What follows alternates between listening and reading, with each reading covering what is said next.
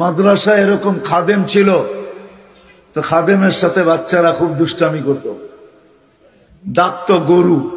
কি হ্যাঁ, পড়ার সময় গরু ডাকতো। তো ও ছিল একটু সাদা সিধা, সাদা সিধা বোঝেন, সরল ছিল, সরল সহজ সরল, একটু হাবলা টাইপের, তো বেশি মাথায় নিত না।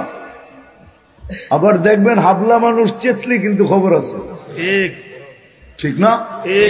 একদিন বৃষ্টি হইতেছিল প্রচন্ড, এর দায়িত্ব ছিল ছেলেদেরকে খানা পরিবেশন করা।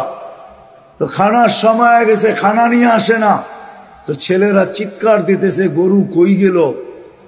একটু পরে দেখতেছে খানা নিয়ে আসতেছে, তো সবাই চিৎকার দিয়ে বলতেছে ওই গরু এত দেরি করলি কেন? বাস সরল সহজ তো লেগে গেছে মাথায়। খানা নামায়া দিয়া মোহতামিম সাহেবের কাছে যায় বলতেছে চাকরি করব না। কেন? কটি মাদ্রাসায় যেটি পালেন এটি সব বেয়াদব, সবসময় গরু বলে শোয়া গেছি, আজকেও গরু বলতেছে, বিজা বিজা খানা নিয়ে আইলাম। তো মোহতামিম সাহেব বুঝছে যে সরল সহজ মানুষ চেতলে তো এরমই চেতে গেছে গা সিধা বাড়িতে। রাত্র ৩টার সময় আসতেছে, আয়সা মোহতামিম সাহেবের দরজায় খটখটাইতেছে, জিজ্ঞাসা করছে কে? হুজুর আসছি। কি জন্য? চাকরি করব। তুমি না দিনের বেলা চলে গেলে চাকরি করবে না? এতদিন চাকরি করতেছিলাম শুই না, এখন চাকরি করব দেখা। বলছে এটা আবার কি দেখা চাকরি করবে মানে? আমি স্বপ্নে দেখতেছিলাম কিয়ামত হয়ে গেছে, আমি পুলসিরাতের পাশে যায় দাঁড়ায় আছি, পুলসিরাত চুলের মতো চিকন, তলোয়ারের মতো ধার। ভয় পাইতেছিলাম এটার উপরে পা রাখবো তো রাখবো কি করে।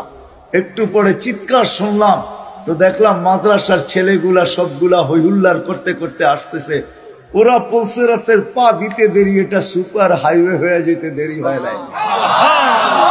সবগুলা উঠা পার হইতেছে, একটা পিছন থেকে আমাকে দেখা ফেলছে আর চিৎকার দিয়া বলছে ওই তোরা যাস কই?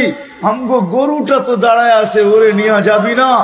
বলে সবগুলা পিছে ফিরে আসছে আর আমাকে উঠায়া কেউ হাতে কেউ পায়ে ধরা সব কাঁধে করে নিয়ে পার করা দিছে।